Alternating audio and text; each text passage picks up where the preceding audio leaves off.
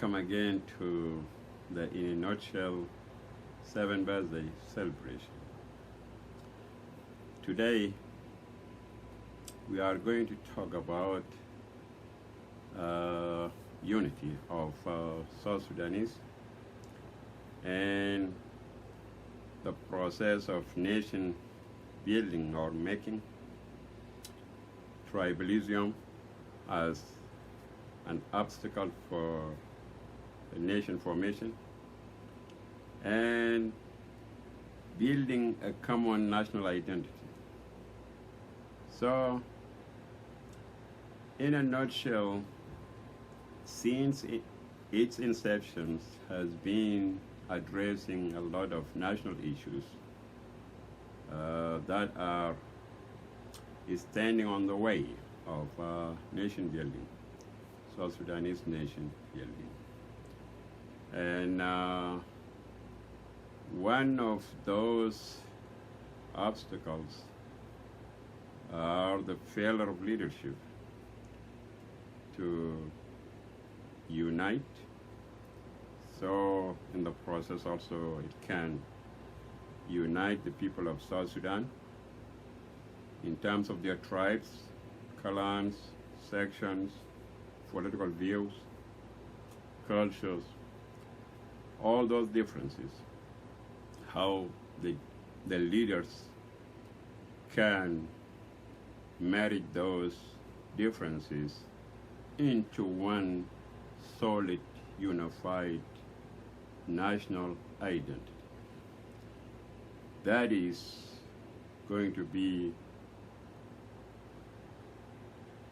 the face of the new nation, the strength of the new nations. You know, most of all of us, we coming from tribes, and that is something common in the primitive, primary or primitive formation of nations. I mean, we have this smaller unit in the process of coming to something bigger and stronger, powerful, more beneficial to the members of that formation or unit. So back then we have been identified as South Sudanese, Genovese. So in the then United Sudan, one Sudan, you know, Genovese is a geographical direction or location of the country. So we, in southern part of the country, we are called Genovese or Southern Sudanese or South Sudanese. But this one became an identity. It became our whole identity as South Sudanese. So that identity is characterized by certain things: values,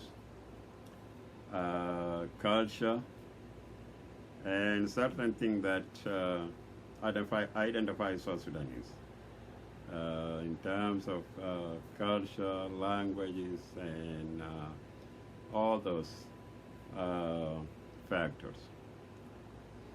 So when we opted for the independence, actually we already have a nation that has been formed through the process of many factors, such as marriages, social ties, and intermarriages, and actually being in one entity geographical entity, which is South Sudan. So, but there is more to that. If you see South Sudanese tribes, they are actually meant to be one nation. There is a lot. I mean, similarities are more than differences. I think we are one of those people who can form a very cohesive, successful nation if we have the right leadership in place. That leadership can use those similarities to a way that is going to be very successful. So if you see in terms of our dark skin, all of us, we are dark, and we have no differences in terms of that. Also in terms of religion, most of us, we identify ourselves as Christian. Even those the other religions or religion also, they are very cohesive. I mean, like we in South Sudanese family, you can find a Christian, a Muslim, enemies, but they are living in peace. They are living as one family, as one South Sudanese family. So we have no problem with those. At all, we don't. We know that we don't. Our problem is tribalism. Tribalism because it was not a problem before. Because throughout the history of South Sudan, the tribes of South Sudan have been living and coexisting in peace and harmony. I mean, the only problem they used to have is problem of land, for example, which is not really.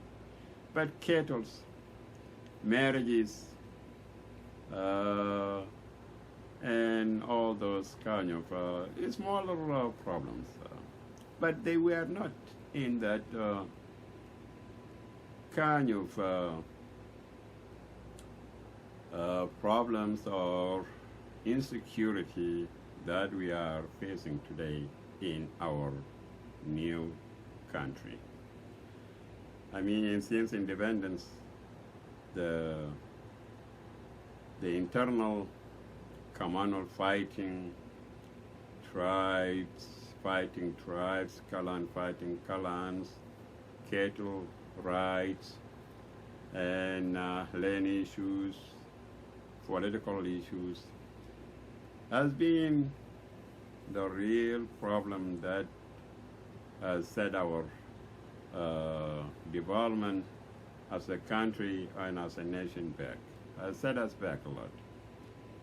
And the other things is that the tribalism also has been politicized by our leaders. Our leaders, they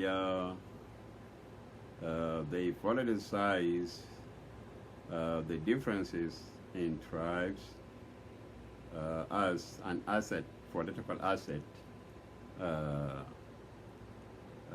to rise to power.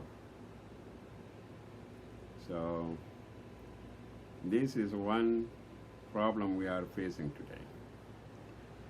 So the leadership has a big role in creating a united, cohesive nation, peaceful, secure, prosperous, and all that.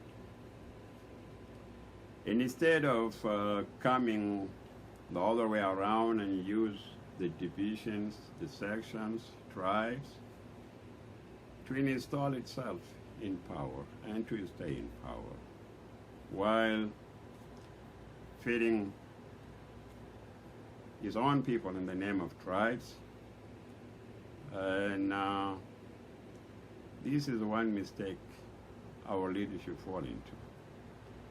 And it have to be corrected because we cannot continue that way. South Sudanese are one nation through a lot of, and throughout their history. We have already reached an advanced nation formation.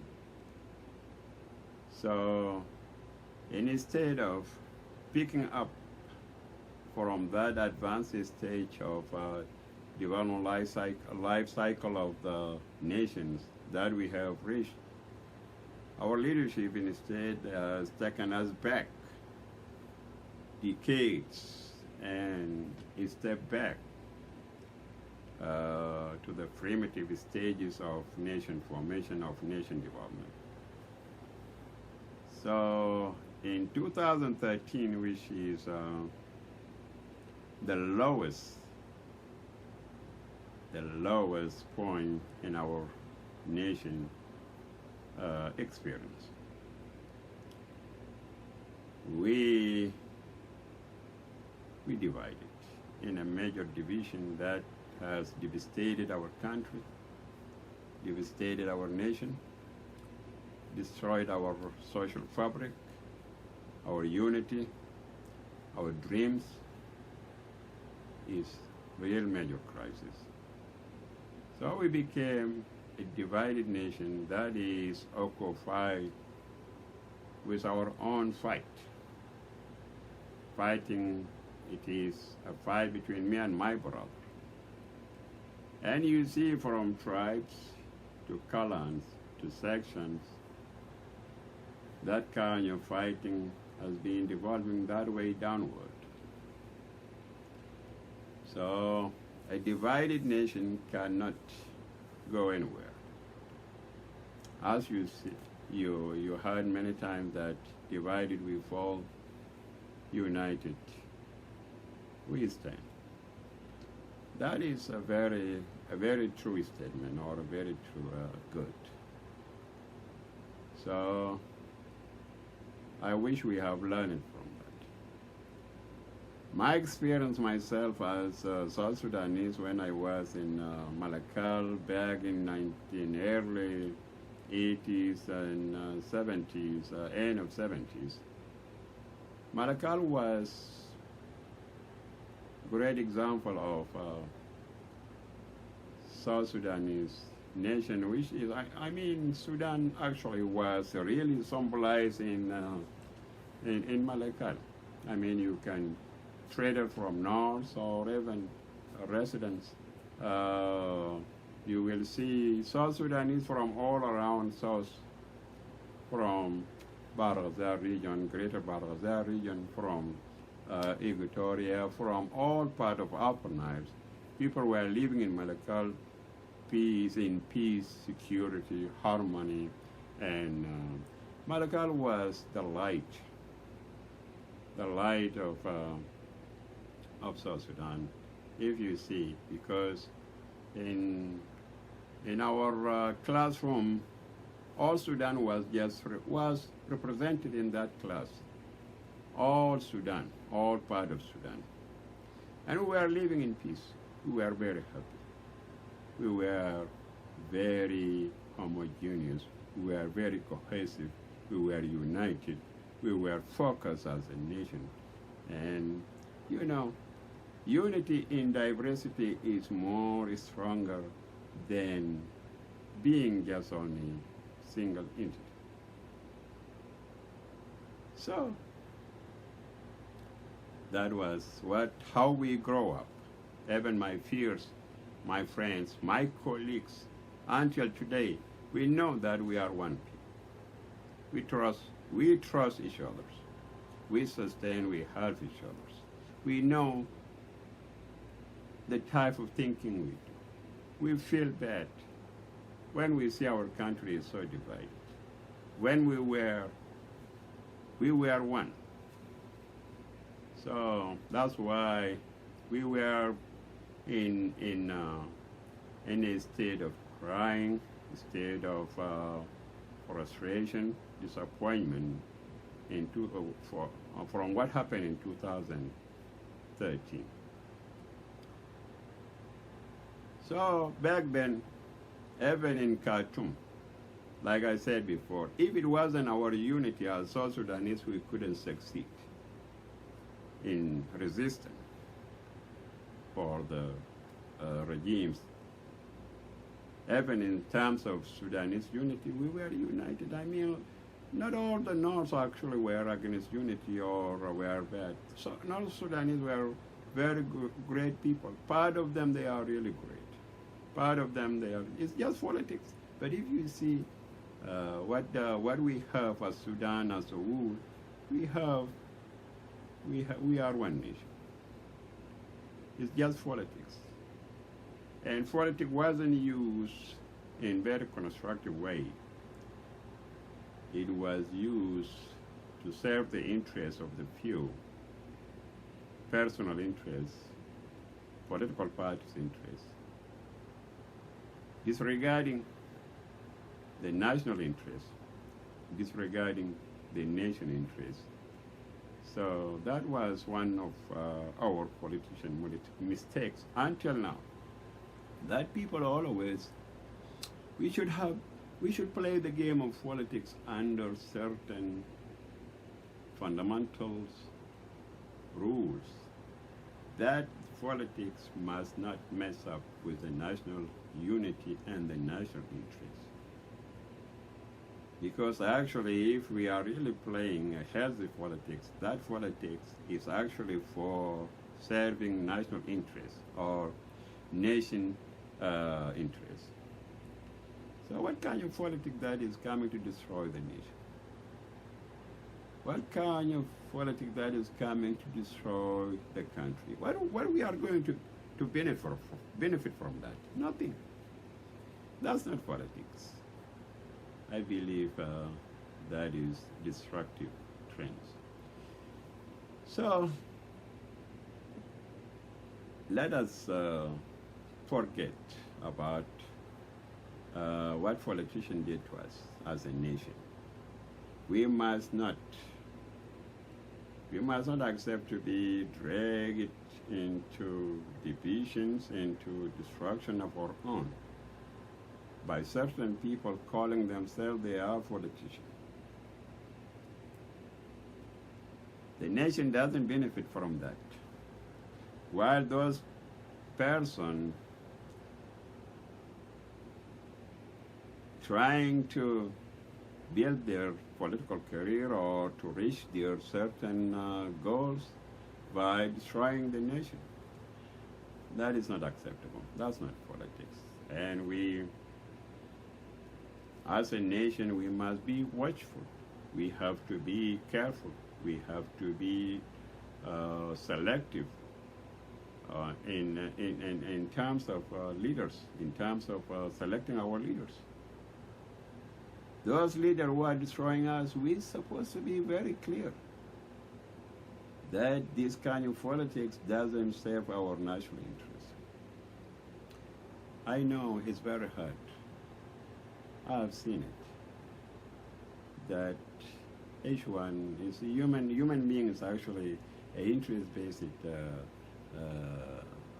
kind of creature. I mean, personal interest. But there is a good portion also of our people that are looking for our national interest. So let us incorporate in our politics the national interest factors.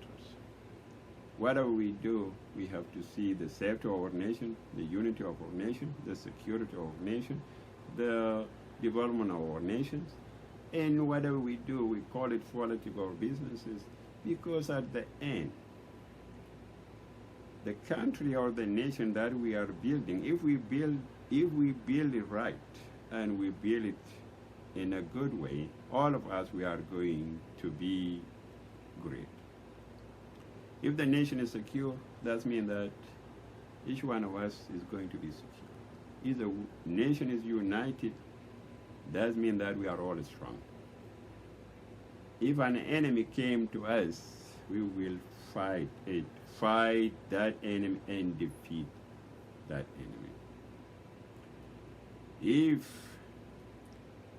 we will be proud about ourselves as a nation. I mean, you cannot just be proud of our tribes. I mean, we cannot. I mean, like when you go about, someone will be looking to you about the status of your nation or your country. Like right now, we fight in there as tribes. But when we go outside, people look at us as a failed nation. No one can run from that. You will not be identified as your tribes. You will be looked at as a failed nation, failed South Sudanese.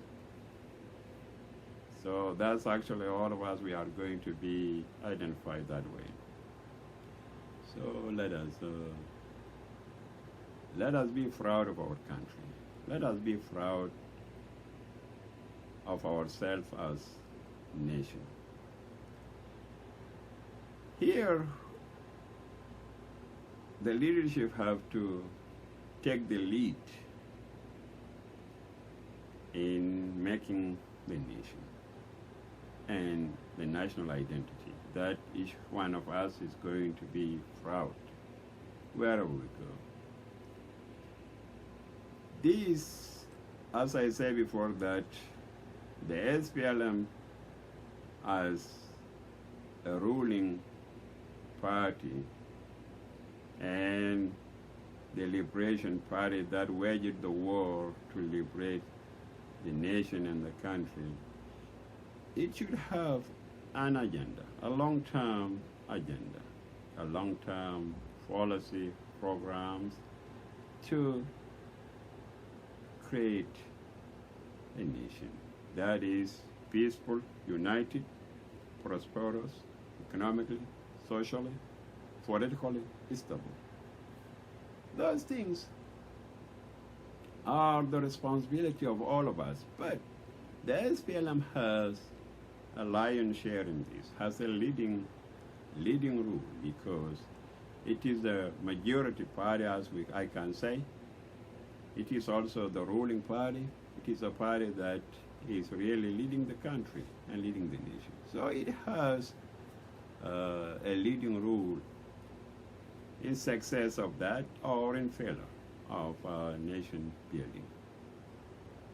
So I think the SPLM will need to revolutionalize its structure as a party, political party.